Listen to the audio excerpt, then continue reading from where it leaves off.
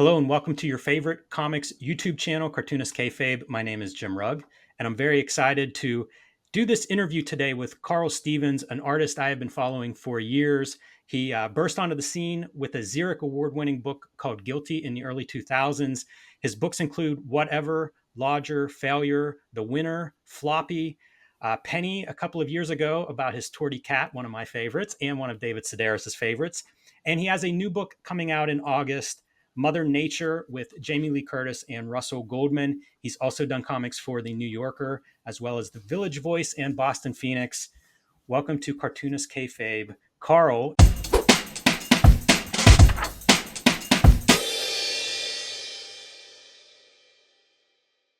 Let's start with Mother Nature, your upcoming book. It'll be out in August. Tell us about how that came about. The way that the project came about was that Jamie Lee Curtis collects New Yorker cartoons, and like every year for her anniversary, their like wedding anniversary, her and Christopher give each other original New Yorker cartoons, and they have like 35 of them.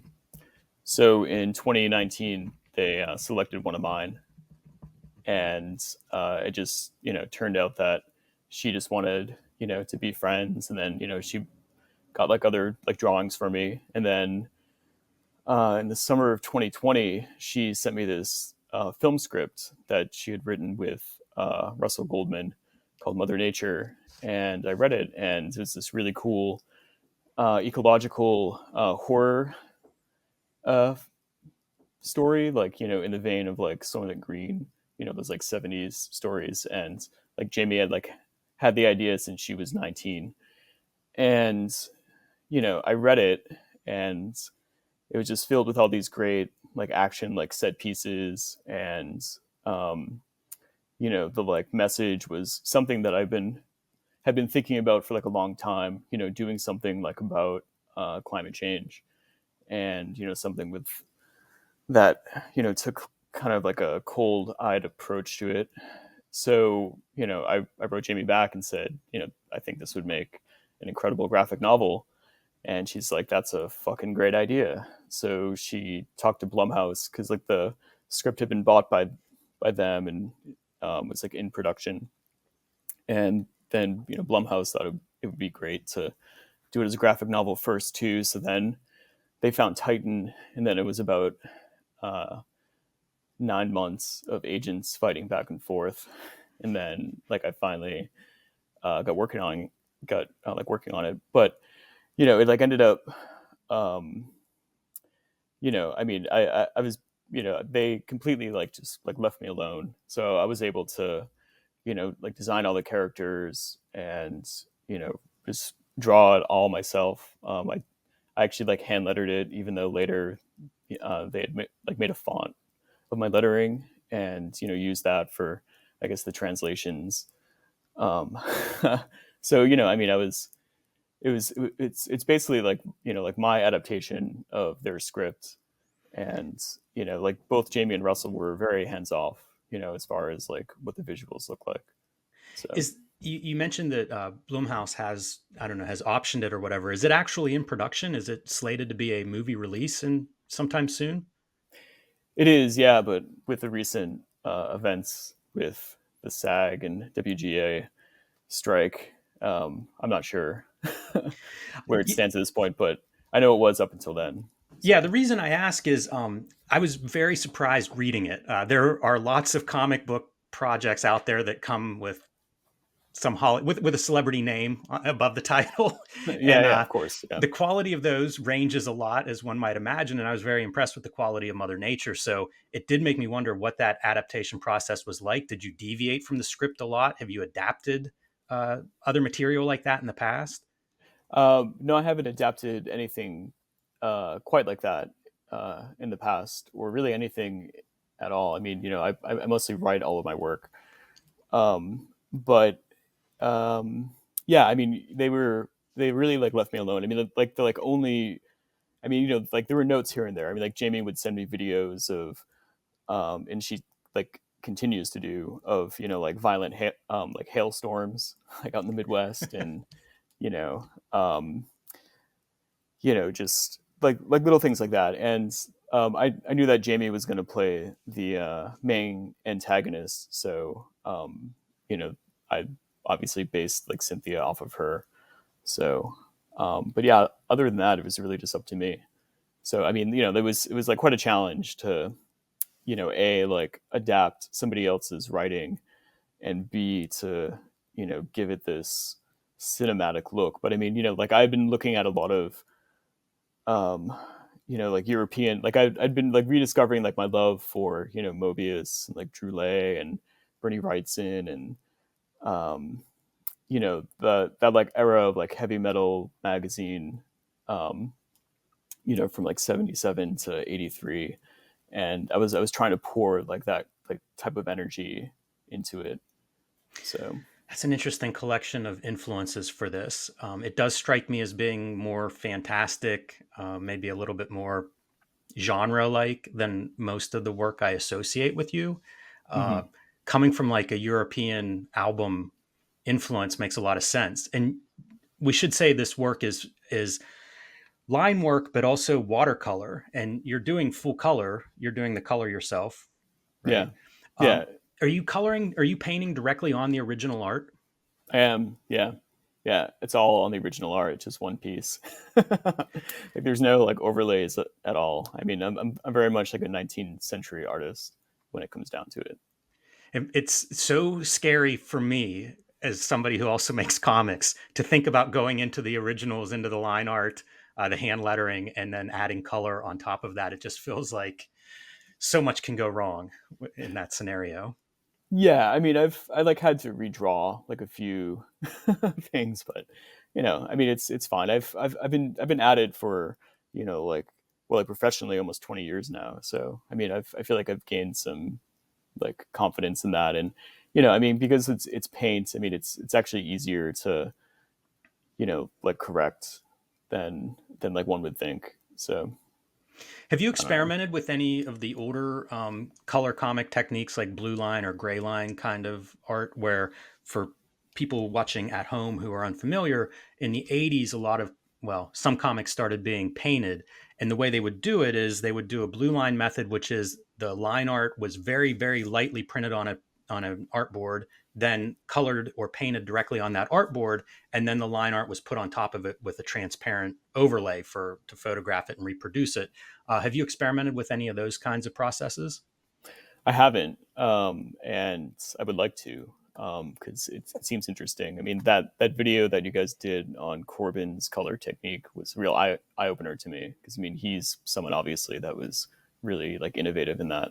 But I mean, I guess like my thinking has always been, well, it's like 2023, and like like color reproduction is like the is as good as it's ever been, and and I've always looked at, I mean, in addition to looking at like a lot of comics, I study a lot of like art history, like fine art history. So, and, like when you look at like the catalogs of, like fine art catalogs or exhibition catalogs, they're like reproducing paintings. So it's like, well, if they can do that, they can, reproduce my like watercolor comics.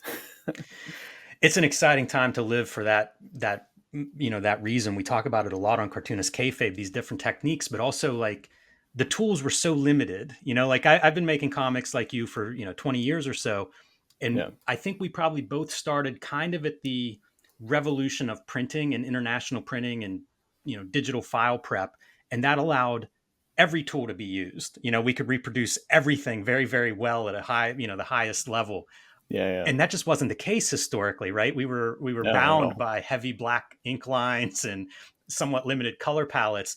And to see that explode, like an artist like you, this is the perfect time for your art to really shine. I mean, I don't even know what it would look like if you had come along 40 years ago. Maybe Heavy Metal Magazine, like you mentioned. Yeah, that would probably like the closest to, or, it would be like Al Williamson's like Secret Agent comic strips. They would just be completely like bled out, and like the fine lines would just be like a little bit too thick and like muddy and horrible. Like I was just reading that old Comics Journal interview with him, I think from '83. It was like when he was doing like the Star Wars, uh, like daily strip, and he was really, he was just complaining about that, about how the syndicates like just did not give a fuck about like how it looked, and you know so I probably would have been like bitching the same way about how they just fucked up my cross hatching. Although like when I was a newspaper comic strip artist for like the Boston Phoenix, the like all weekly here in Boston, um, I mean, I would draw the pages like 8 by 10 or something, and then they would reproduce them like 4 by 6, and I was doing like the really like heavy like cross hatching like modeling at the time, and it just got, I mean, obviously got like completely lost and just looked like this weird like dot matrix like pattern and like but I kind of thought that was cool, like in a punk rock kind of way. It's like, well, I'm like doing all this drawing, but like nobody can see it. you know This video is brought to you by the Cartoonist Kayfabe Patreon. There are 3 different levels to suit all of your needs. At the King Kayfaber top level, you will get access to all of our videos first and earliest to help curb the kayfabe effect. You'll be the first one in line to buy those books. And at the King Kayfaber level, you get to sit in on our recording sessions. So welcome to the Brain Trust. It is also brought to you by the books that we make. The books that you can get from me include Hulk Grand Design, The Plain Janes, and Street Angel Deadliest Girl Alive. These are all available currently in print. My upcoming releases include Street Angel Princess of Poverty, which will collect all of the Street Angel comics not in Street Angel Deadliest Girl Alive, and True Crime Funnies, my most recent self-published comic book. You can get this at my Patreon or at my website. Ed Piskor has a big year coming up, starting with the Hip Hop Family Tree Omnibus coming out this fall. You can pre-order that and put your name on a copy now. It collects all the Hip Hop Family Tree comics in one handsome volume along with 140 extra pages, so reserve that one today. X-Men Grand Design. All 3 volumes of X-Men Grand Design will be collected in one trade paperback this fall. Again, pre-order that one today. Some of these Grand Designs have gone out of print, so this is a way for you to read X-Men Grand Design conveniently. And the 3rd season of Red Room Crypto Killers is currently being published. You can get that at your local comic book shop. There are also 2 trade paperback volumes in print and available for order wherever you buy books and comics. And now back to our video. Did you change your style when you started to see that reproduced? Yeah, well, only after like about 6 months, and then I started like simplifying it, and then like adding color too, because I realized that I could have color on that page. I mean, they were paying me like the $125 a week, but then, so I mean, but I could like do whatever I wanted. It wasn't limited. So like once I figured that out, then I started simplifying. But like I couldn't do like a simple line. Like I just have that like graphomania. That wouldn't allow me to do that. So I like had to add color or like some kind of wash. It's interesting to me that you work well in color, and also you are known for your line work, your pen and ink work, delicate cross hatching, the million lines. Those 2 Yeah. things seem so different, and yet when I think of your work, it's probably almost equally divided between the 2, between your painting and your line art. Yeah. I'm like for sure. Like these days, I mean, I guess like aesthetic was like developed like quite early. I mean, I guess like after art school, like I had like 2 semesters of art school, and then I had to drop out. Like my parents weren't going to sign off on my financial aid, so it's kind of like on my own. But like I did have this like great painting teacher who encouraged me to look at old master paintings, and like go to museums and like really study, and then like kind of had this revelation where I was like, well, like there's like this 100-year history of like comics art, but like they all kind of like reflect on like other comic art. Like not like a lot of people are looking at like the canon of like Western like drawing and painting, but there are obviously like all these like different styles. I mean, like why can't I like take some of these techniques that I'm like learning from like looking at Rembrandt and like apply it to like comics. So really like that's where like all the hatching comes in from, like studying like etchings and just like old master work. So it was really like that's been like kind of my dominant aesthetic, and then like working the color into it's like related to that as well. Just like studying painting and just thinking about color and like different terms than what's like traditionally used in comics. But that was completely like unpopular at the time. And I feel like it kind of like marginalized me in a lot of ways, like in the early 2000s. Yeah, that's interesting. I am not that familiar with your background. So the fine art element comes in whenever you're like college age. Is that whenever that starts to be Yeah, introduced to you? yeah, probably like 18, 19. Because like up until then, I mean, I was just all into comics. I mean, since I was, I mean, I'm like you and Ed, like since I was, like 7 or 8, I just knew I wanted to be a cartoonist, and then I had the good fortune of growing up in like central Massachusetts. And, as soon as I got my license, or, like friends of mine got theirs too, we would just go down to like Northampton to, go to the Words and Pictures Museum almost like every weekend. And just like really got into like that scene, and then also like the Boston scene at the time, because Tom Devlin was working at the Millionaire Picnic, which is, my go-to comic book store up here. And, and then like he had just started working, or just started High Water Books, and, was like publishing. So I like really like got this like rich, kind of immersive um, education, with just like all the local stuff going on. Yeah, that's a very rich local scene. I always think of Tom Devlin and High Water Books as being one of the things that kind of raises the bar in how comics look, especially how like book collections and graphic novels looked in Oh that yeah. 90s time period. Like there were a lot of ugly designs in comics, and Oh, High Water Book absolutely. really changed that. With Tom Devlin, I think Jordan Crane was probably Hmm. in his ear as well. But production wise and design wise, I feel like that's a company that really elevated comics, and then people started to catch up, and I feel like comics look better now today than they have any other time I've been reading them. But I remember High Water Books as being one of those markers along the way, at least one that I saw where it was like, oh, these books look different and kind of better than most of the other stuff I was seeing at that time period. You Yeah. mentioned the Words and Pictures Museum in Northampton. So this is Kevin Eastman's comic art museum. I Hmm. was never able to go there when it was open. My wife went to grad school, and I visited Northampton when she was in grad school, but it was right after they had closed. It would have been Oh like really? early 2000s, I think. At least it was never open whenever I was there. I think it had closed permanently by that point, but it still had like the storefront. So I'd kind of like go and try to see in windows. What was that scene like? You mentioned a scene there. Was there a pretty good local cartooning presence? And what kind of shows, like, what was that museum experience like?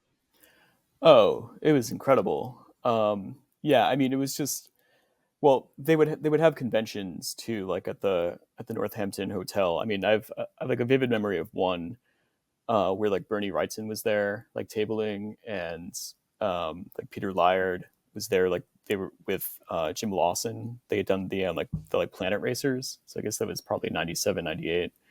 And I can't remember, like Tom Signowski, like who's like a writer, but like a lot of like the Turtle guys. But like Steve Murphy, who is the writer for like Puma Blues, Mm-hmm. was around, and like he had started this alt weekly called the VMag, for like the Valley, like the Pioneer Valley magazine. And he like kind of took a shine to me. Like, I mean, I would go to the comics shows and like sell my mini comics, and I was just like very bold and just like trying to meet all these guys. And Steve kind of took a shine to my work and like asked if I wanted to do like a monthly comic strip. So that was like really like my first gig, was doing this. And it was just I made it, it was quasi autobiographical. Like I also did like a Paul Pope parody that like a lot of people liked at the time. I don't know, but it was really dumb. I mean, I was like 19 or something. Um, but yeah, I mean, but like the museum itself was incredible. I remember going to like the 20th anniversary of heavy metal there, and they just had like a big signing. Like Dave Sim was there, and like Rick Feach. I think Bissett came down, but like Kevin was there, and it was just like this like crazy party, and like the like collection itself was I mean, it was like a who's who, I mean, just seeing those like Kirby pages, or actually the like Wrightson like Frankenstein pages, like there was like a spread of like the laboratory, and that was the first time that like writing became like human to me, because like right in the dead center on like one of the beakers was like this giant caked like impasto of whiteout. And it just it's like, oh, okay, he uses whiteout too, so That's awesome. yeah. And then like I remember like there was another signing with like the Hernandez brothers, and I was like so excited. It was like a Saturday afternoon, and I like sped down there, and when I got, like expecting to be like long lines, and when I got there, there was like nobody there. It was just Gilbert and Jaime, and like I think like Gary was there, and they were just hanging out. So like I got them to like pose for all these funny photos of them like pretending to like deface like commandi pages, and I That's don't know. amazing. Did Yeah. you you mentioned about starting at a young age wanting to make comics. I assume at that point it's Spider-Man's and Batman's and kind of the stuff that, I don't know, kids comics, I suppose, at that time. Do you remember transitioning away from that? Like you mentioned your first comic being an autobio comic for Steve Hmm. Murphy. Do you remember the stuff that steered you in, away from, say, the work for hire model and into more autonomous? We've been calling them artisanal comics. Artisanal comics. Um, do you remember Yeah. the books that, or the what steered you in that direction? What exposed you to these? Comics are a lot more than just superheroes. Yeah. Well, I mean, like the later ones was like, I mean, like Crumb, like my chemistry teacher in high school, like turned me on to Crumb, which he probably shouldn't have, because I was like 15. Yeah, And it was coming like to around crumb that. from chemistry is definitely Yeah. not something to give to teenagers, I don't think. Yeah. I mean, he was this old, like counterculture, like boomer guy. And, Right. he's just way into that stuff. And, he like, I was always drawing on all my tests and everything. So he's like, oh, like this guy would probably appreciate this. But actually, I mean, like, I kind of grew up more on like newspaper comic strips, and also Mad Magazine. Like, it wasn't until I was in seventh or eighth grade that like I had this friend that like turned me on to like superhero comics. I mean, I was kind of dimly aware, but like I didn't really get into superheroes until I was about like 13, and then at the time it was like all the Image guys. I mean, I think like it was like right before like the split happened, so I was getting like McFarlane Spider-Mans and all that stuff, and like that's when I kind of moved away from Mad Magazine. But I was more into like to that anyways. So then like by the time I got into Crumb like a few years later when I was in high school, like it just seemed like familiar to me. And then of course like Crumb led to all like the 90s alternative comics. Like Peter Bagg was always my favorite, like still is. Like I love those issues of Hate. I mean, I can reread those like you know anytime and always. I've probably read those issues at least like hundreds of times, and they like always seem very fresh to me. Your writing is very funny, and I wonder if some of that comes from like a Peter Bagg influence. But visually, it feels like you're so different than Peter Bagg. Do you see Oh any of yeah. his visual influence in your work? Like a little bit. I mean, like on like Mother Nature, I mean some of the action scenes, I definitely think of Peter, with his like exaggerated poses. I mean, even though he doesn't really do action comics, but like his work is very like kinetic. So I guess like I take something from it, but it's mostly just like the writing. I mean, like his writing is so like naturalistic and funny and just like interesting. I mean, I've there are like very few comics that like that entertain me like his comics, or Crumb's for that matter too. I mean, I can pick up any of those like Crumb comics. I mean, I feel like his golden period is the like 80s, like the like weirdo era up until like Hup, and you know but like any of those stories are just like they just really hold up for me. you know Did um you did you oh drift okay. away from comics at all, like in the late '90s, early 2000s? I feel like that's the very low point for comics, and I wonder if there was ever like a near escape for Carl Stevens from the from the pool of comics.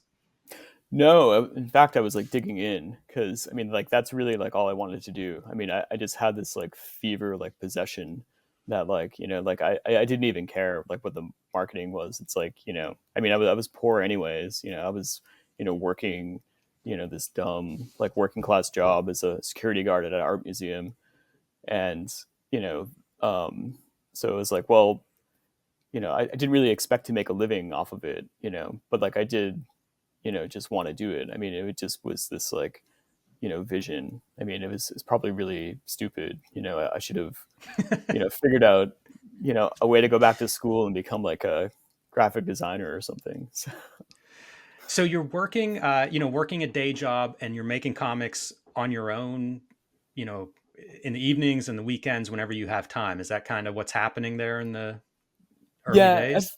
at first, but then, well, I was working at the Harvard Art Museums, and I had like charmed my way, like, outside of the galleries, because I mean, I was like a museum guard, and they like gave me a desk job like at the staff entrance, so I would just sit there at the staff entrance, and I mean, it was a good job for like like a lot of like students had that job. So one, and they would work on their homework when they're there. So it was like, well, if they can work on their homework, why can't I draw my comics? So I just ended up doing that. So like I just had this 30-hour a week job, like full benefits, and I would just sit there and you know like draw my comics. And I mean, like I drew like all of my like early like comics for the Boston Phoenix there at that desk, and actually also like all of Guilty, as a matter of fact. When are you doing Guilty versus whenever you start doing work on for the Boston Phoenix? Well, Guilty came first, and like that got me the gig at the Boston Phoenix. So I was working on that probably from 2003 to 2004. And then when I published it with the Xeric grant, um, the Phoenix did a review of it, and then it was like around the time when they were like redesigning the paper, and they weren't like running comics up to that point. Well, they're running like David Cypress, the New Yorker cartoonist. They're running his reject comics like every week. But anyways, like when they did the redesign, they asked if I would be interested in doing a weekly comic, because Guilty took place in Allston, which is like the big, like student ghetto of Boston, where like a lot of BC and BU students live, and it's so like they wanted like a strip that was about people in their 20s, like just like living in the city. It was like a really vague idea, but they offered it. They like offered me to come up with something, and I did, and they were very patient with me. I mean, I don't think I really hit my stride until maybe like 3 or 4 years into it.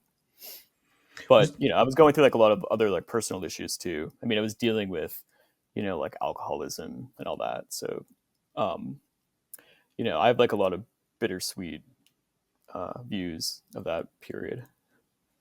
was that your primary output in terms of comics, the weekly strip? Yeah, yeah, um, yeah. For like a while. I mean, up until like it ended. From like 2005 to 2012, I was pretty much only doing the weekly strip, and I mean, it's with like a lot of regret that I say that, because I feel like that was like the prime of my youth, and I just I squandered like a lot of my time that I shouldn't. I mean, yes, I was doing like a weekly strip that was very complicated and demanding, but you know I should have been spending 60 hours of my career instead of the 20.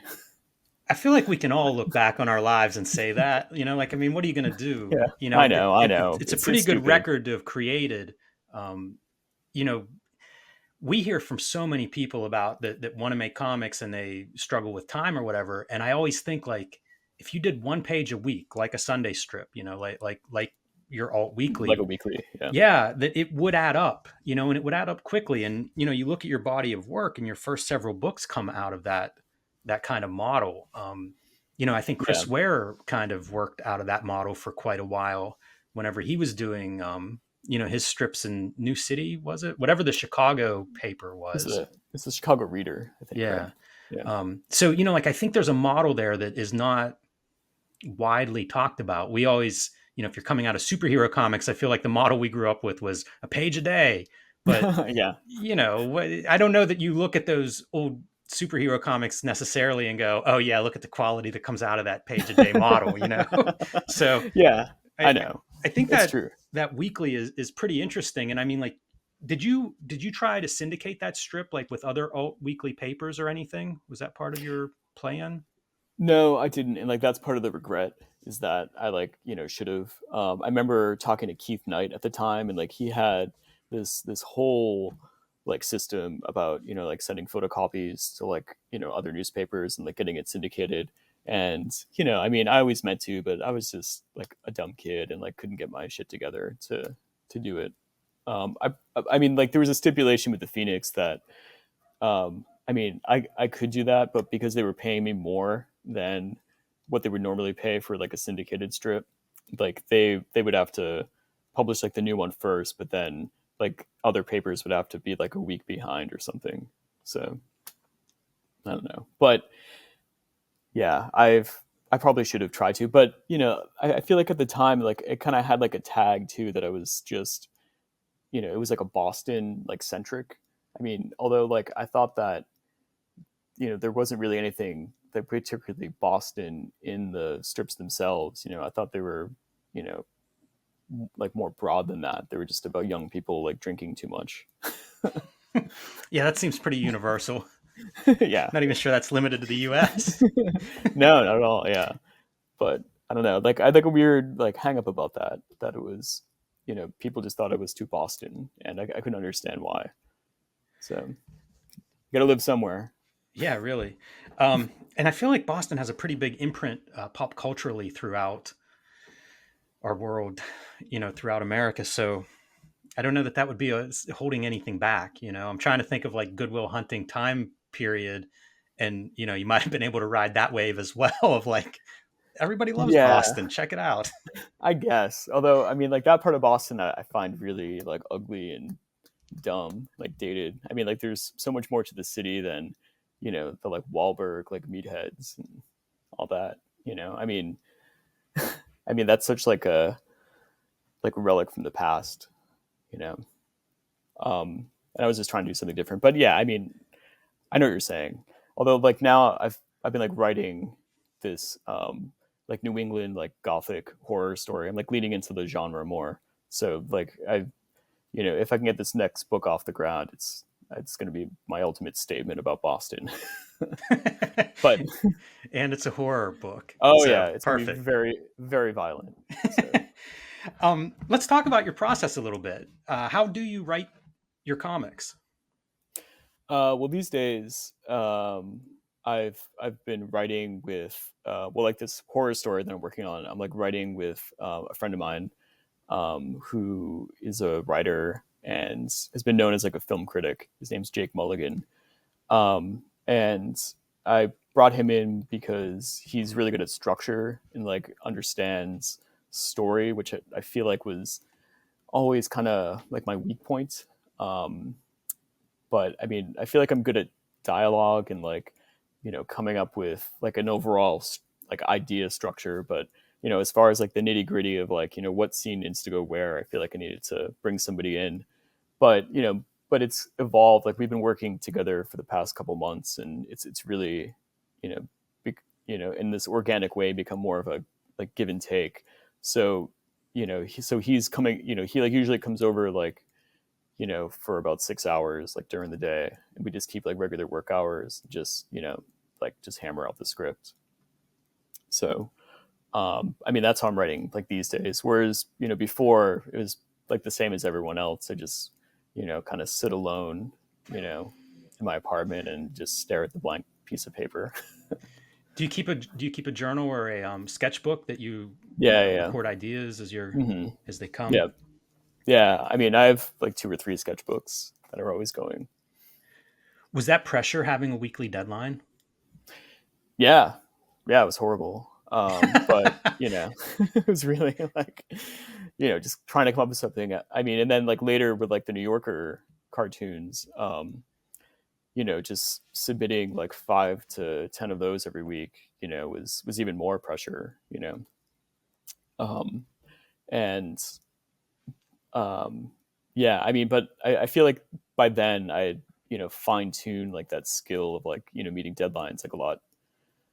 I mean, um, it was like a lot easier than it was like in the Phoenix days. So What kind of feedback were you getting from an audience, if any? from like the Phoenix Yeah. strips. Yeah, I mean, like crazy feedback. I mean, people would like recognize me on the street, which was really strange. Like, they would like shout out at cars, like this happened at least like 3 or 4 times. Like, I'd just be walking down the street and someone would like scream out, "Hey, I love your comic strip, Carl, hey." And then like on the subway once, and like people would like write in. I mean, people were like really engaged. I mean, like the Phoenix had a pretty big circulation. I mean, I think it was like 300,000 papers, because I mean it was in the city, but then in Cambridge and Somerville too. And but I mean, like Boston's like probably the biggest college town and on the planet, so they had like a lot of people like reading it. And it was like right before the like internet. I mean, like the internet like destroyed it, because like all weeklies, um they kind of served the purpose to be like listings for what was going on around town. So once the internet came around, it's like you didn't really need all weeklies for that. So, well, there's like a larger history of all weeklies going away, and most of it is like corporate, like hedge fund guys buying it, and like not knowing what to do with it and then selling it. The reason I'm curious about that is your journey in comics is different than most of the artists that I talk to. So many, especially on Cartoonist Kayfabe, it tends to be like a comic book kind of avenue. Yeah. And I think as we get into younger audiences now, you have web cartoonists and more ways that people become cartoonists or build their audience. But I haven't talked to very many people that have done it, with original work in an alt weekly, essentially a newspaper cartoonist, and especially something like of that scale. Like I think about my early stuff, and I'm doing mini comics and like black and white indie books that are selling 1,000 copies or something. To Yeah. have 300,000, a circulation of 300,000 for your comics for several years there when you're starting out. I mean, were you conscious of that? Were you sort of going like, I wanted to make comics and here I am. Look at, how well this is going. Or was it like Oh, different than what it's like, this isn't comic books. So, you tell me, what's that like? well, it was a little bit of both. And I mean, I guess that's why it's like bittersweet, because, it's like, yes, it's like, like I have like this large audience and it's like exciting, and, they're continuing to like print like, these weird comics that I've been making. But then, like I would go to Mocha or something, and then, like all my peers, are like, doing comics, and like they're getting published by like Fantagraphics and like Drawn and Quarterly, and, just being published by them just like kind of gives them like a leg up like within like that scene. And like I always feel like I was kind of like, I mean, I guess like left out, or like kind of overlooked, because like I wasn't, like my work wasn't published by like certain publishers. So there was like I felt like a real bitterness when I was in my 20s, like because of that.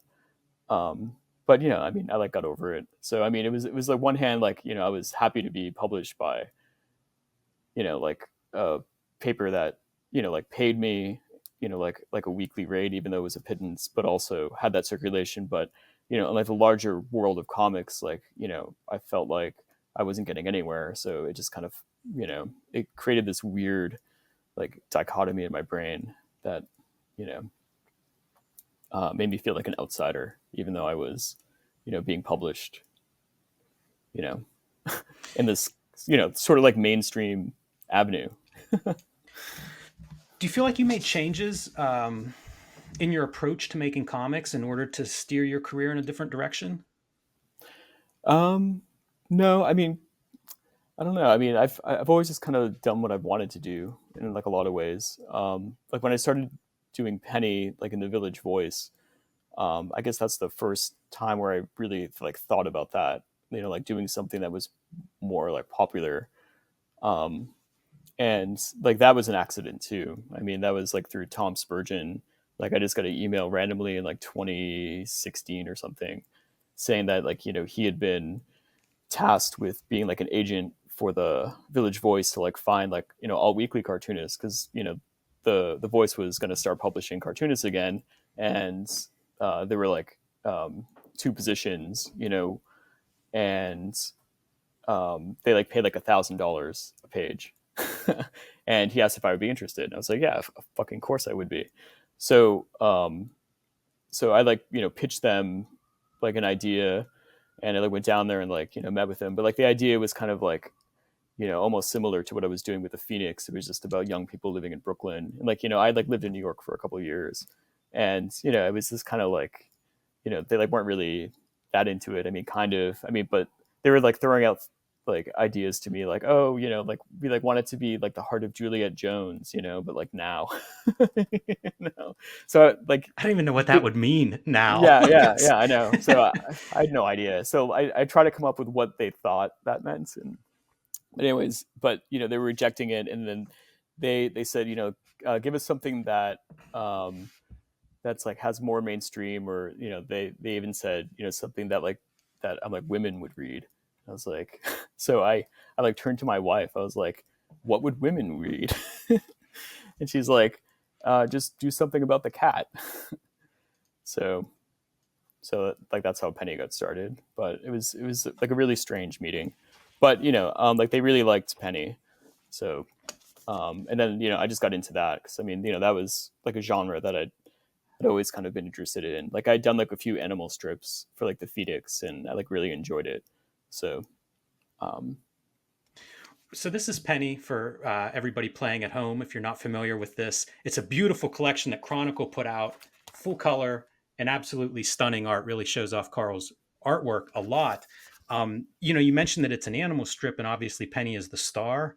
But I feel like the I don't know, Penny's monologues, narration, if you will. It's definitely more than an animal comic. I'm a cat fan, as people that watch this channel know. So I've read a lot of cat comics, and they range from being very natural in terms of following an animal around to, whatever the most cartoony alternative of that is. And I think Bill Blackbeard may have published or co-authored a book on like cat comics, like history of cat comics kind of stuff. So it's certainly a rich history in terms of comics, but it feels like there are the autobiographical elements, not just of you being the cat owner, in the mhm. book, but also kind of the inner monologue of Penny, if you will. There's a certain existential dread or something that fills these monologues, and it feels very autobio in that way as well. A lot of Oh, just wondering about the world in general. Um, I don't know that I have a question to come out of that, but it is a very interesting way, I think, to approach autobiography or memoir, while like mhm. grafting it on top of a character like Penny, who we're not actually seeing Penny's thoughts. We're kind of getting your worldview there.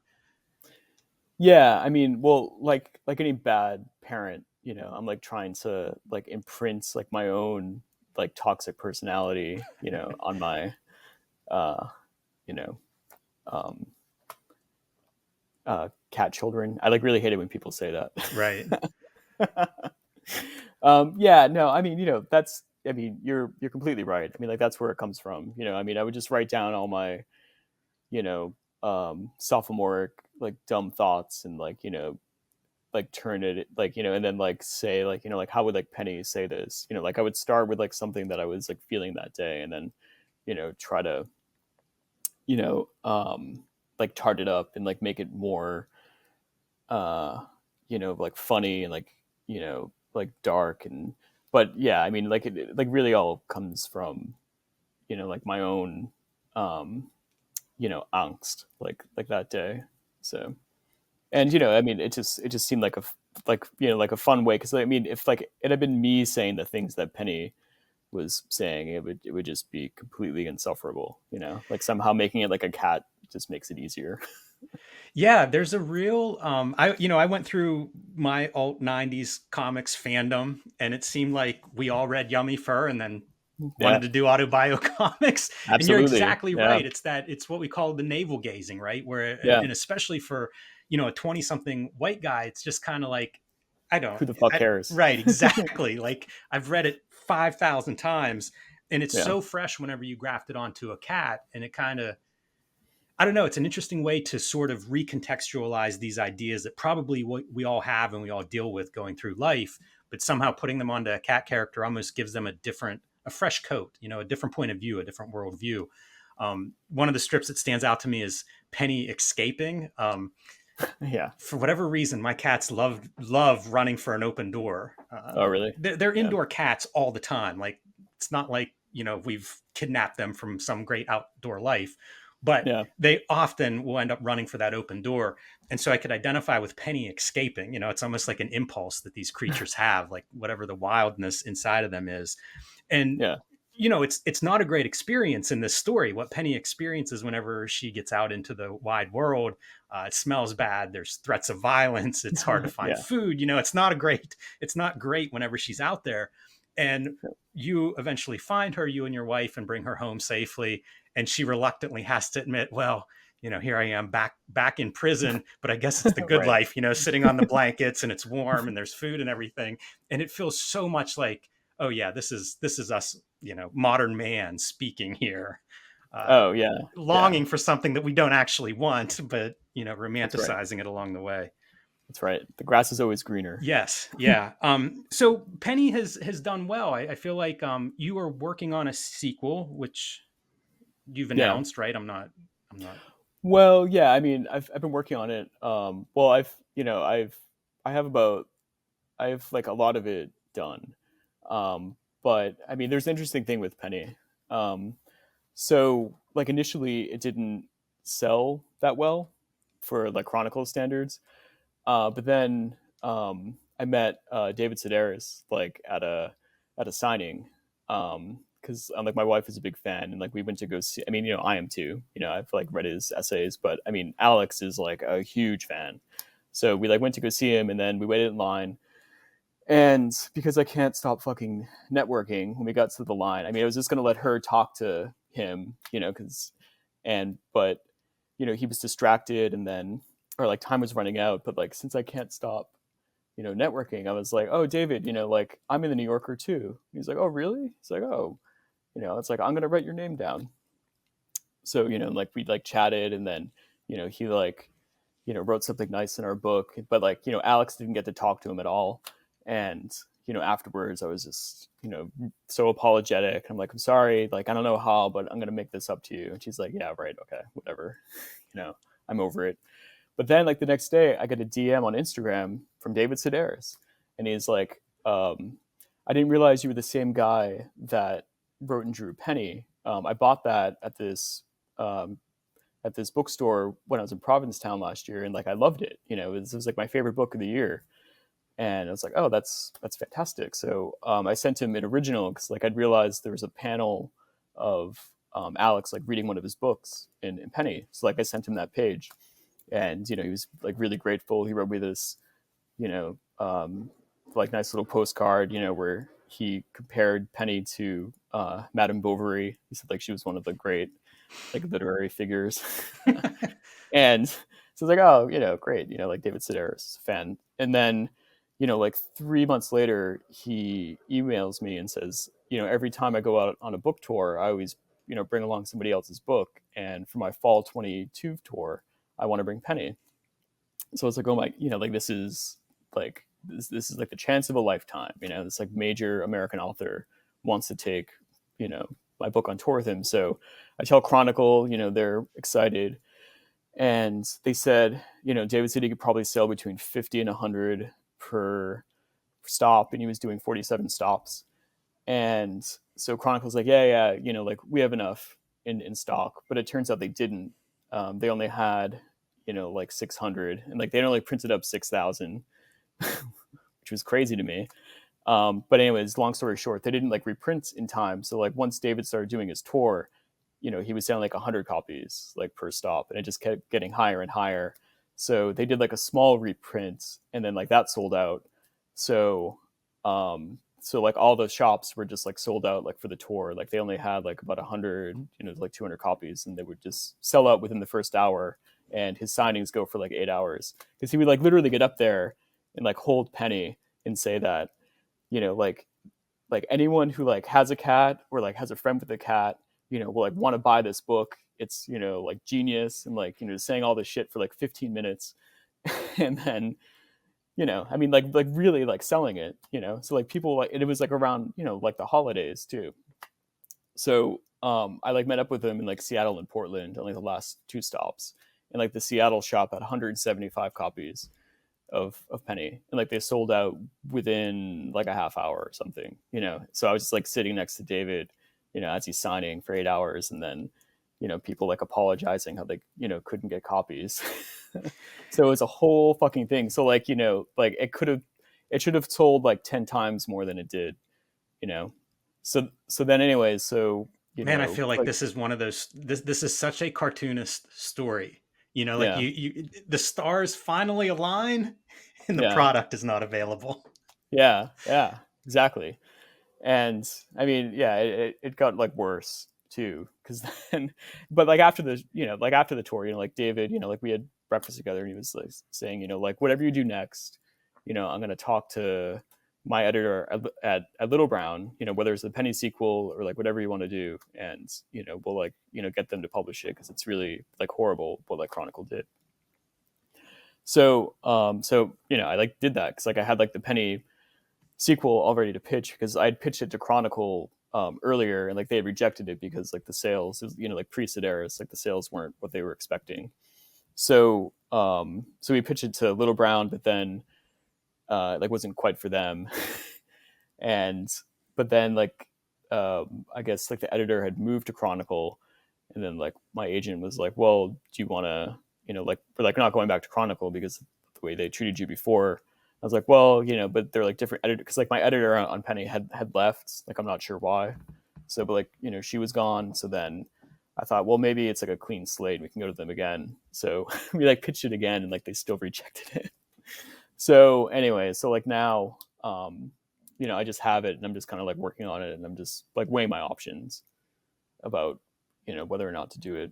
I mean, like the sequel is like has like another cat. Like Penny realizes that she has a sister who's been there the whole time, named Pepper. um and it just kind of goes on from there, and it's like a lot more fantastical. Like they go to the like land where all the cats come from, and it has like sort of this very surreal quality to it. So maybe that's why they rejected it, I'm not sure. But regardless, like I just started a Patreon where I'm like serializing it. So like fans of Penny can join my Patreon for $5 a month, and I'll be posting them every Monday Are you? along with outtakes and Yeah, stuff. that's what I was going to ask. If it's still set up as like a weekly kind of, I don't know, Yeah, page concept. Um, yeah, Again, feels like a different way to work, but obviously a way that you have been working mostly your entire career. So yeah. I mean, that's definitely what I'm used to. And I mean, I have like at least 50 pages, so I have like a year's worth. So like whatever happens in the next year, I'll either like continue that pace, or I'll like ramp it up. Then maybe have like 1 or 2 pages per week. Because like when I was working on Penny, I was doing about 3 pages a week.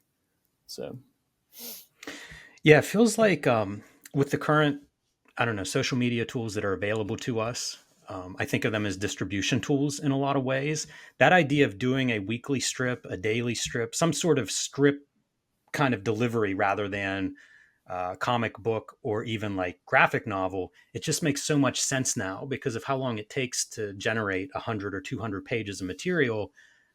Why not find a way to put that in front of readers, once a week or a couple of times a week or something? Um, it seems yeah, like a no-brainer, and it seems like a lot more and more people are doing it that way. But it's taken a long time to become, I don't know, more popular method of using the tools that we have right now. yeah, it's true. It's strange that it has. I mean, yeah, it like makes sense to me to like kind of dole it out like that. But I guess it just depends on the stories too. I mean, like something like Penny, which is mostly just standalone like strips. Like, I think it makes sense like for that for like that kind of model. I wish like I'm like Summer Pierre is doing that too. She's like a comics friend that I talk to a lot. Like she's been serializing this story about her mother, who was like a roadie, or like started this like roadie business and ended up working with the Rolling Stones and had like this crazy like life. But like she's been like serializing that whole story on her Patreon, and yeah, it's like it's incredible. But like that story isn't like standalone 1 page strips. It's like a long narrative. So but she's it still like makes sense. So Do you have a like a peer group of other cartoonists that you meet with or share work with to get feedback? Um, yeah, I mean, sort of. I mean, I like talk on the phone a lot. I talk to Kyler Roberts a lot on the phone. We were talking on the phone like once a week for a while. I talked to Summer on the phone. A couple of the New Yorker cartoonists, like Surin Lee, um, and but like local people. There's Joel Christian Gill, who just did a book with Ibram X Kendi. He adapted Stamped into a graphic novel, but he's the Boston University started this graphic novel program, and like he's the chair. And Paul Karasik is like another teacher there. So I've gone and like visited them and like hung out.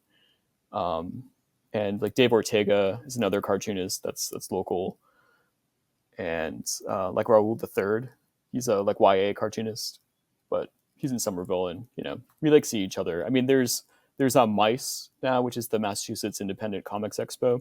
It was in Cambridge for a long time, and I've done it every year. I mean, I think it started in like 2009 or something, but like that's our big SBX style show, and it's just gotten bigger and bigger. But like now that BU has that program, it's at BU in like one of the art galleries. So it's like like this big open space, and there were these giant windows too, which is always nice at a convention. Like I remember like loving It's so you true. know Natural light is such a welcome addition to comic conventions. yeah, it gets so depressing like in those caverns. I mean, I have like fond memories of like the Puck building, and like when like Mocha was there in New York, and just having those windows. Or I mean, I have memories of windows. I mean, like, do you remember that, like the Yes. windows there? Yeah, Yeah. I felt that was a big part of it. It was a beautiful space. Yeah, it was excellent. Yeah, I ask about it. It seems like comics have really exploded, probably since we started making them. Like I say, that late 90s, early 2000s feels like a low point in comics to me in terms of circulation and maybe readership. And Yeah. since then, it just feels like it's exploded. So I'm always curious when I talk to cartoonists from different areas, like, what that scene is like. And it sounds like Boston has a pretty active scene. Um, I also Yeah. think like just having some peers around is a plus, whether it's to get feedback or just to know that you're not like the Alone. weirdo sitting right exactly sitting in your studio all day with your back to the world.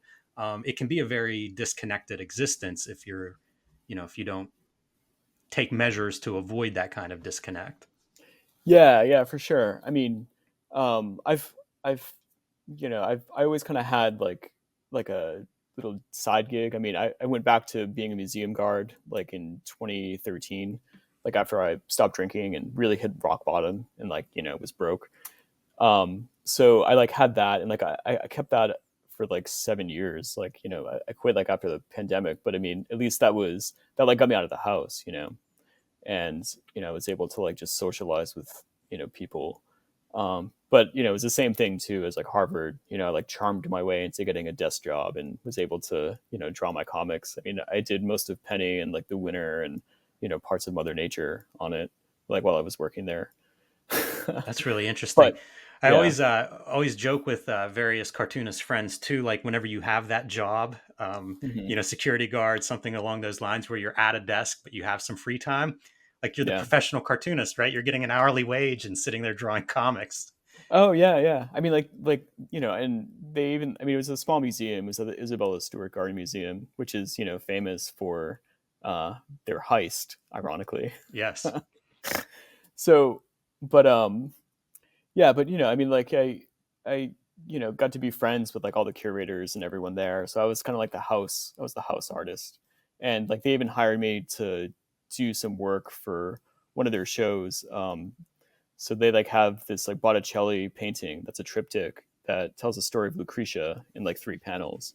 And the way they would always describe it would be that it was like a 16th century graphic novel. So the curator thought it would be interesting to pair up a modern cartoonist, to like have them, you know, do like a like 21st century version of like the stories that like Botticelli did in that style, because like they had like other triptychs too that they brought in from Italy. So yeah, they like hired me to like do that, and they made like reproductions of the drawings that I made I did the story of Lucretia. There was one of like the story of Virginia, but then the like main one was like this 12 panel comic that was like the history of how Isabella Stewart Gardner acquired the Botticelli, and it was in 12 panels, and it was like right as you walked into the gallery, and they like blew them up. I mean, I drew them the size that I always draw them, which was probably 5 by 5 or something, and then they blew them up to like 20 by 20 and had them on the wall. So it was pretty interesting to see like all my line work, like blown up like that. It was like an artist edition times 20. But there's actually like an interesting anecdote with that too. And so they like invited me to like the gala like that year, like their big like fundraising gala, and they asked, and okay, I was still working as a guard, and they asked if I wanted to put up the original drawings for auction for the for like the trustees, and so I was like, yeah, of course. And like I like had a gallery here at the time that would like sell my work, but it was kind of like at the end of that because like this gallery like screwed over a lot of the other artists and like weren't paying them. So long story short, I didn't really have anyone to ask what I should charge.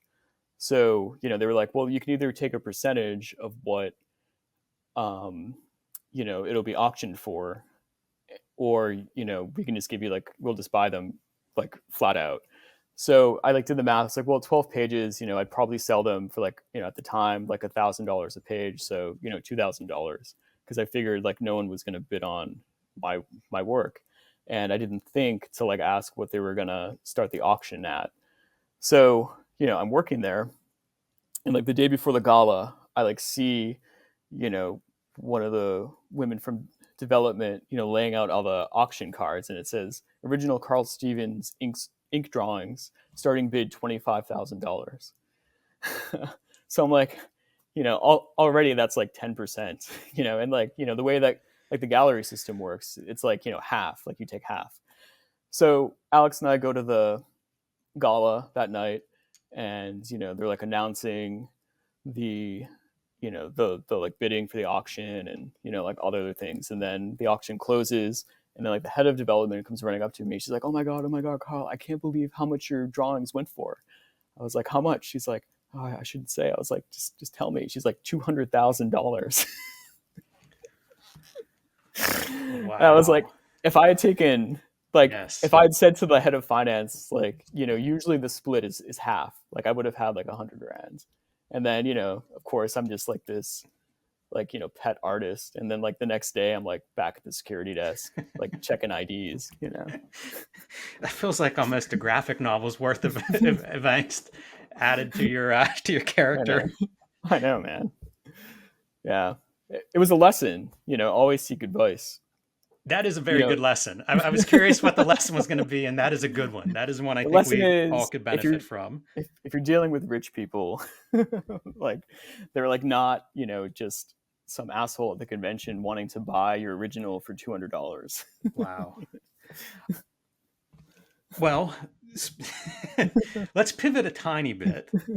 The New Yorker. You've been drawing comics for the New Yorker for several years now. How does that come about, and how does that connect to your overall art practice? Because that feels like a different type of writing and even drawing in some ways. Oh yeah, completely alien to me. So that came about because of Emma Allen, who is the cartooning editor there. She just happened to be in a bookstore in Brooklyn and like saw a copy of The Winner, bought it and like read it, like really liked it, and just like reached out to me and asked if I would be interested in submitting. And it was very loose. She just broke it down. She's like, well, there's two modes. There's the like online, you could do strips, and like it pays like X amount, or you could submit gags to the magazine, and like we require you to submit between 5 and 10 every week, and that pays X. So I was like, well, this is a golden fucking opportunity. It's like, I've been reading the New Yorker since I was a late teen, and love the magazine and like the rich history and all the rest.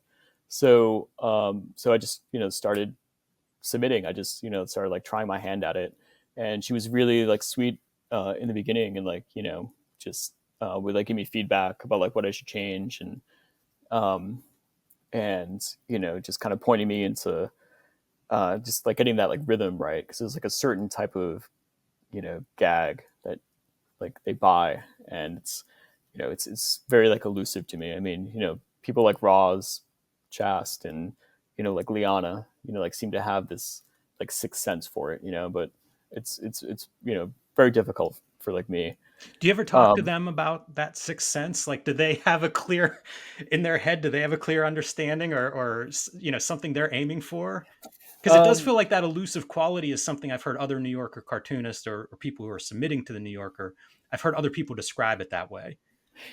yeah, I mean, I haven't talked to Roz or Liana about it, but I mean, I've talked to Paul Karasik about it and like Sarin Lee about it, and really, it's we're just it's like anything else. You just got to sit there and just like let your mind wander, and then just keep submitting. I mean, they're always. I mean, I do this too, like submit, like rejects, and I've gotten a couple of them, in.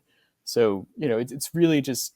I mean, it sounds so abstract, but it's just like trying to like get into that, type of humor. I mean, like I find if like I read a stack of New Yorkers like cartoons, like like my brain starts to get into that rhythm, and then like I find it like easier to like come up with gags. But and of course, like the more that you do it, I mean, when I was doing it every week, like I was submitting every week for like a few years up until Mother Nature started. And then I just couldn't, because like the workload was way too much. Um, they were coming like a lot easier, and I was probably selling one out of every 6 submissions, which I'm told is good.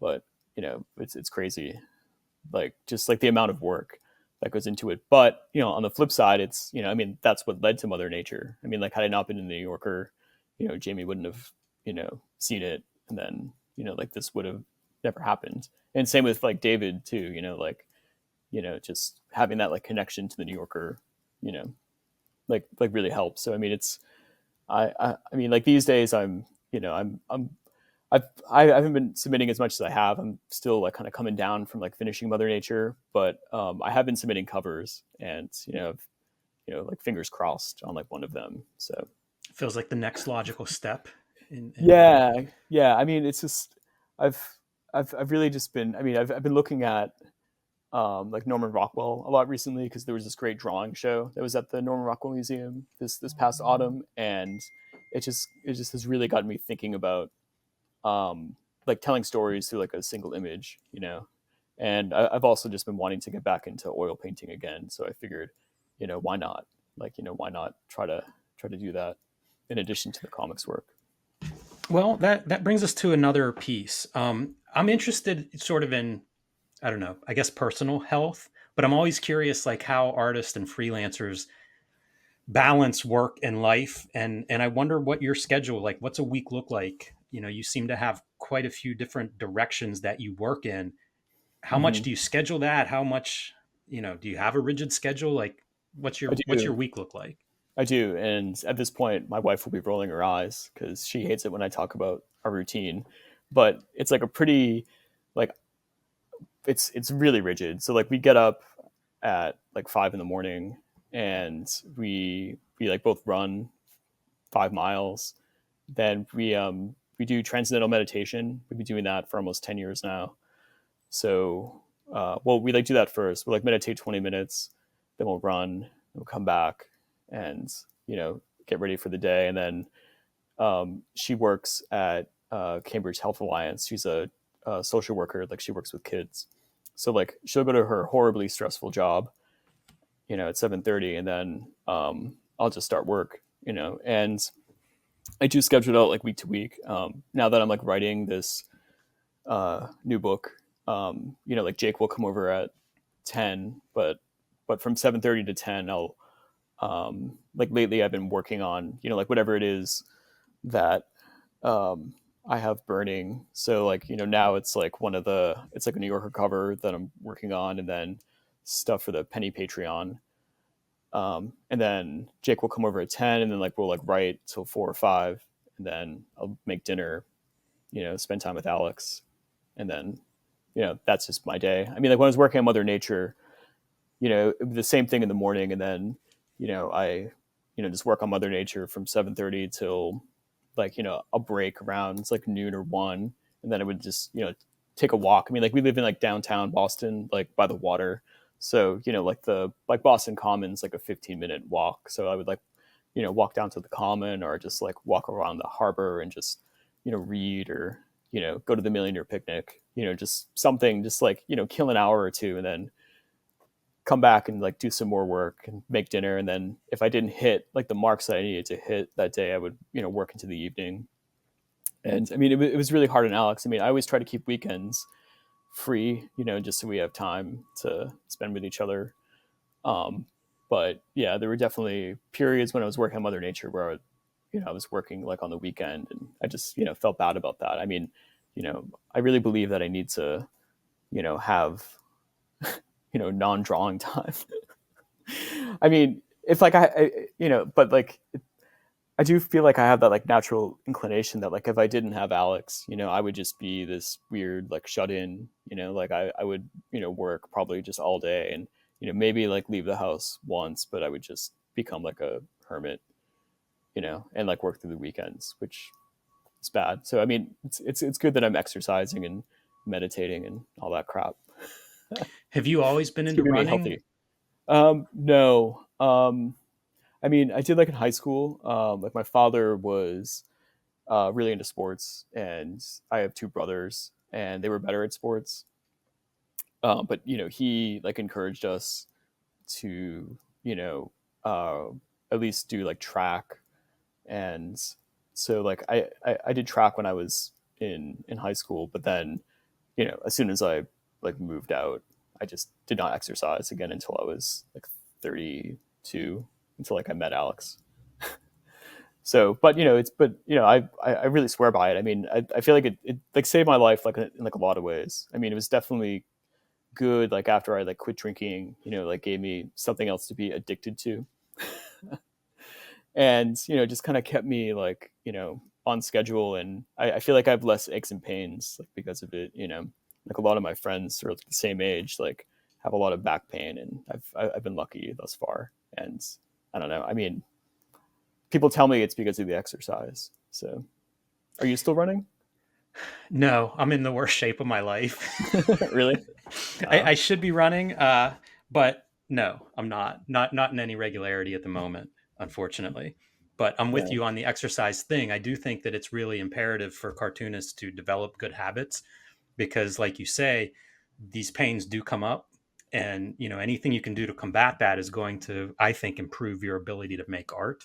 If you're Yeah. in pain, it's not the optimum way to be creating anything. So Yeah. No way.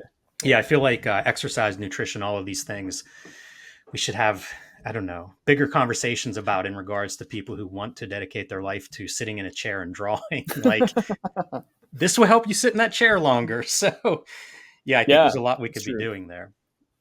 Yeah, it's true. I know. I mean, I always feel like an asshole like when I'm talking about it, but I guess I shouldn't. I should stop being a self-conscious cartoonist and just be an advocate. Yeah, I used to go. I used to do more with schools, like CCS and places like that, like going and doing like visiting artist talks and things.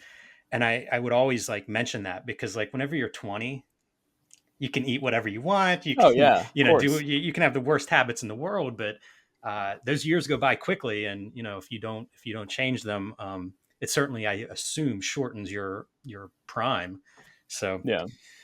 I also think it's good for mental health too. Like I used to always say, like running for me was definitely more mental health than, I mean, it was probably physical benefit too, but it was definitely the mental side of it. I just felt better whenever I was running regularly.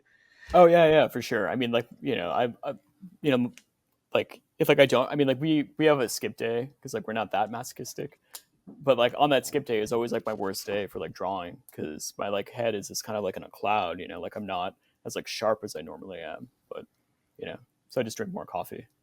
But I mean, I also think like the TM like really helped too. I mean, I'm a big advocate of like doing transcendental meditation. I mean that like really like helped like my focus and to and also it just gives you kind of more energy. I mean, it's almost like uh you know like plugging yourself into the wall. Like it just you're as like um, I mean, it's almost like a 20-minute like nap in like a lot of ways, but like it really just like recharges you, and like I've been sleeping better ever since then, and just being like more aware of like everything, like I really think like the meditation helped. Is that something that Alex introduced you to, or were you interested in that on before her, or did you bring it to the relationship? No, we like both went at the same time. It was my friend Jamie O'Brien. He started doing it first, and he was like a friend from like childhood, and we were both Howard Stern fans, and we'd just been hearing about it like since we were kids listening to Stern, and like David Lynch and all that. So it was just kind of like in the air, and like Jamie started doing it first, and then he was really pushing us on it. Um, but it does cost money to learn. Like you have to go to a teacher, and I mean, it's not that much, but I was always resistant because of that. But then I like did this job, and it's like, well, okay, it's like now or never. And like I just gotten sober too, so it just seemed like a good time to do it. Um, so yeah, so like we both did it at the same time, and you know, yeah, it's just been great. I mean, it's really something. I mean, I've gotten like a lot of ideas for gags and stuff like while meditating, and I don't know, but I mean, like mostly it's just for like the deep like rest.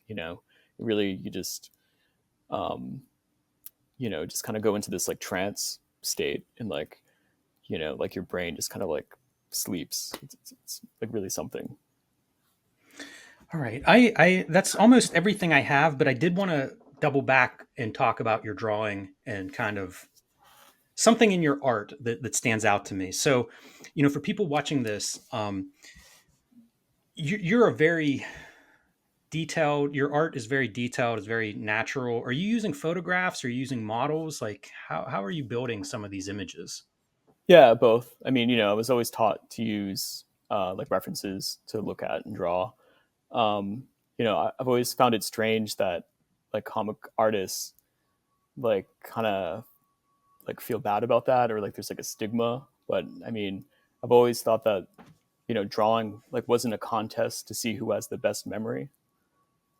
It's like you just need to use whatever you need to like make a good drawing. So um, so yeah, so I use tons of photographs. I mean, for like Mother Nature, like I think I had like per page like 30 or 40 different references. Just trying to get everything right. Um, but but I'll like build models, or like whatever's available. I mean, I do draw out of my imagination, but I don't know. Like I would always get so bored. Like when I was younger, like I would try to draw things more cartoony, and I would just get really bored. I was more interested in like trying to draw something like more realistic or something more natural. I mean, especially with the stories that I was doing, because they were about they're semi autobiographical or were autobiographical. So like, why wouldn't I want to use the imagery from my life? And I just thought it would have more resonance, and then to put like jokes like coming out of realistically drawn people like just seemed like that hadn't really been explored. you know because like most realistically drawn stories, they're all like either genre or they're like serious. So I mean that was kind of like the dominant aesthetic. But yeah, I mean, like I always draw from observation. I mean, even like with the photographs, I'll just like have it on my desk and like look at it. It's like literally like for reference, but Well, it here's doesn't the matter. other the part two of that question is there's we have been critical, and I don't mean the two of us or me and Ed, but just in general, I feel like a lot of the comics fandom has been critical whenever things are overly referenced. There have been artists who seem like they are tracing photographs in some cases and stuff. Your comics have a certain quality of realism, but they're also they don't feel stiff or static, which is hard. It's very elusive. Do you have any tips, anything that you think about part of your process that allows you to work in a way that looks realistic, but is also there's still a lot of life in your drawings? I think it just comes from like not tracing. I mean, I'll just look at the reference, but also I draw a lot from life. I mean, I'm always sketching, like when I'm on the train or like anywhere. Um, I'm like looking at, I like continue to study art history. Like I'll go to museums and like, just look at different types of drawing and like different techniques. So I mean, I feel like that, just keeps my brain thinking, uh, like about like visual things like in like a different way. So like it's not just trying to copy the like distortions of the photograph. It's more just trying to make like a good drawing, and like the photograph is there to like, just give you details that, again, like your memory just can't conjure. I mean, like, drawing like isn't a contest, to like see who has the best memory. It's like drawing is, you just want to make a good drawing. I mean, like if you look at, even like Michelangelo, it's like, oh, like Michelangelo's realism, but like he's not. I mean, it's like when you look at those drawings, it's like, you might as well be looking at, like a Liam Sharp Hulk or something. It's just that like, detail of. I mean, like if you like think about it like that way, it's like, here's someone who's, drawing like all the muscles in like this like hatched like beautiful way.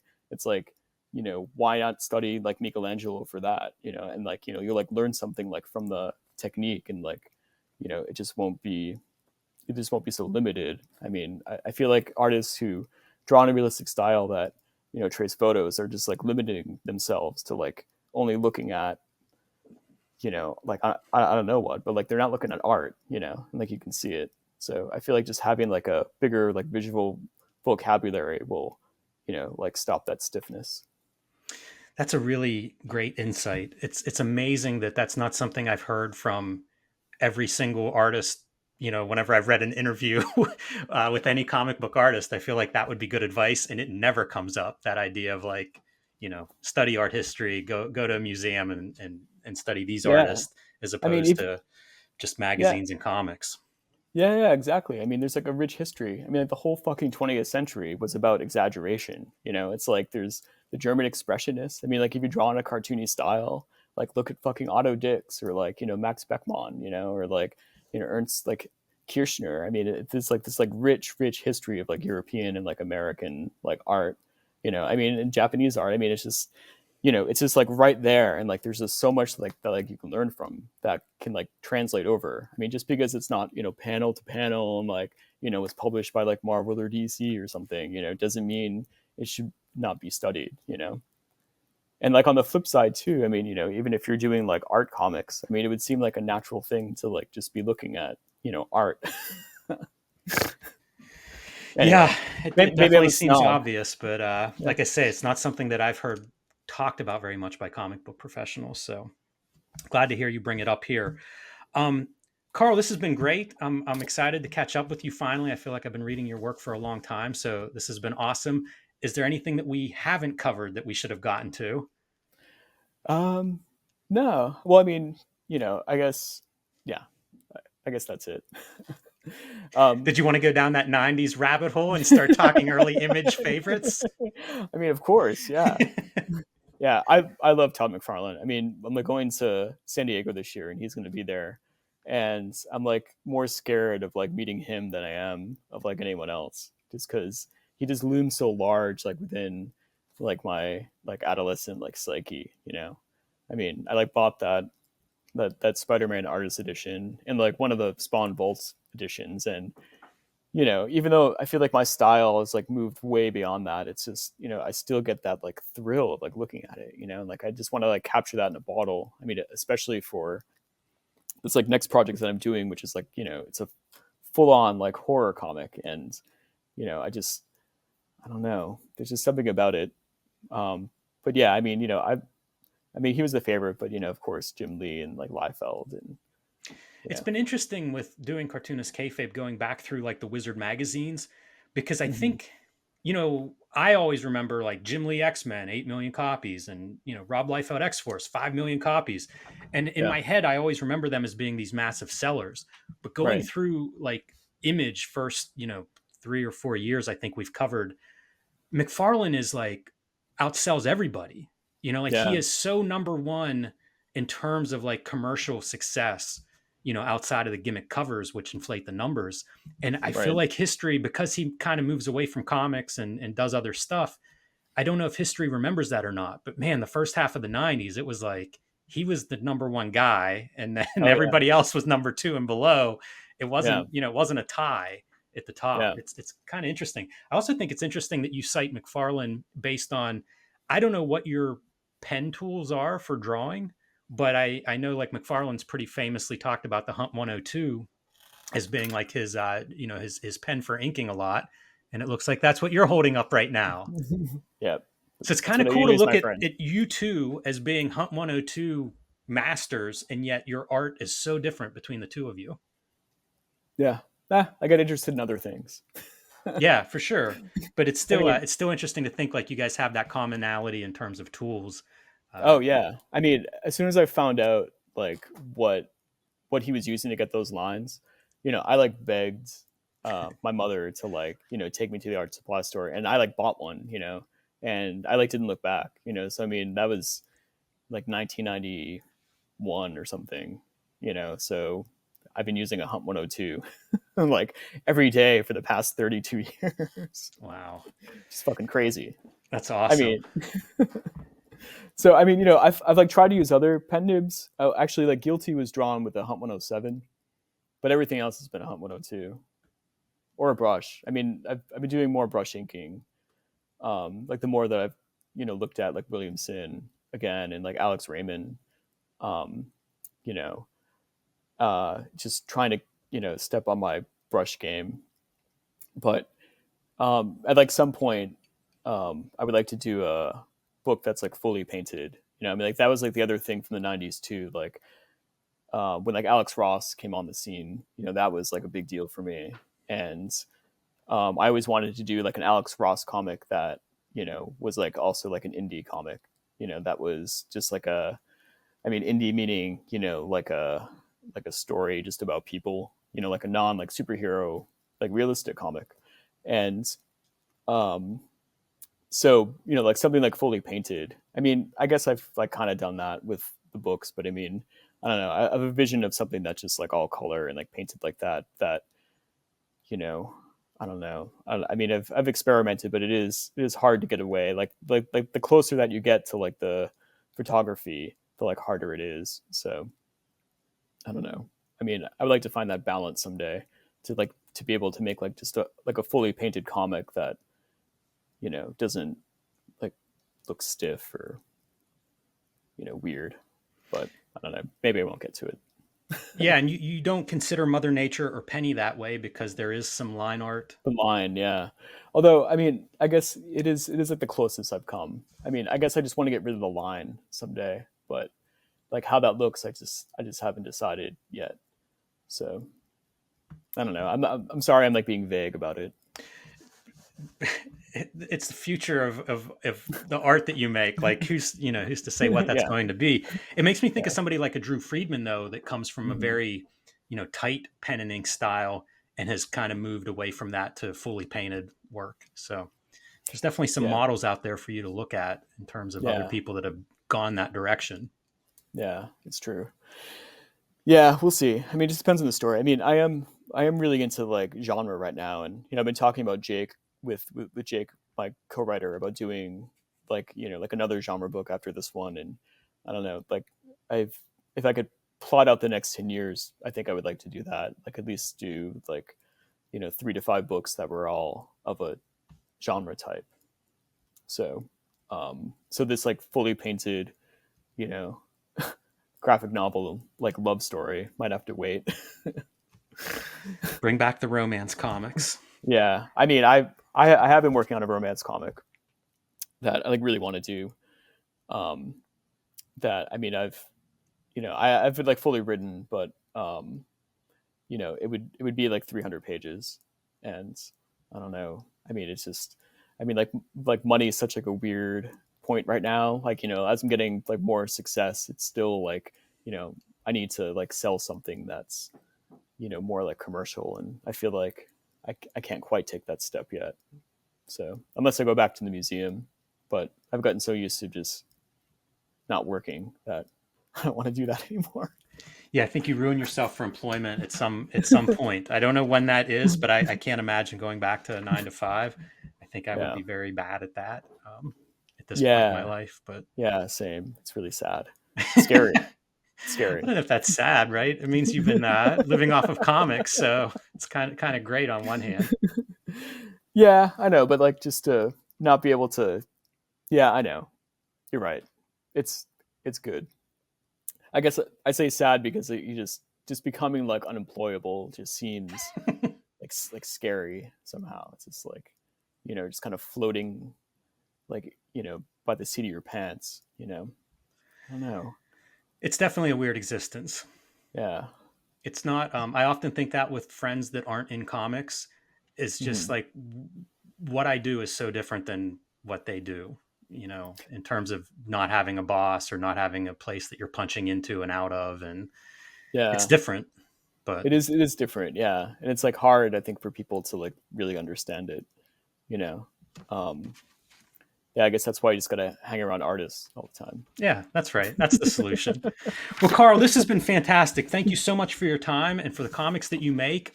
Where should people go to follow you on social media or to find your upcoming books? I'm on Instagram and Twitter. It's at Carl Stevens Art. That's KarlStevensArt.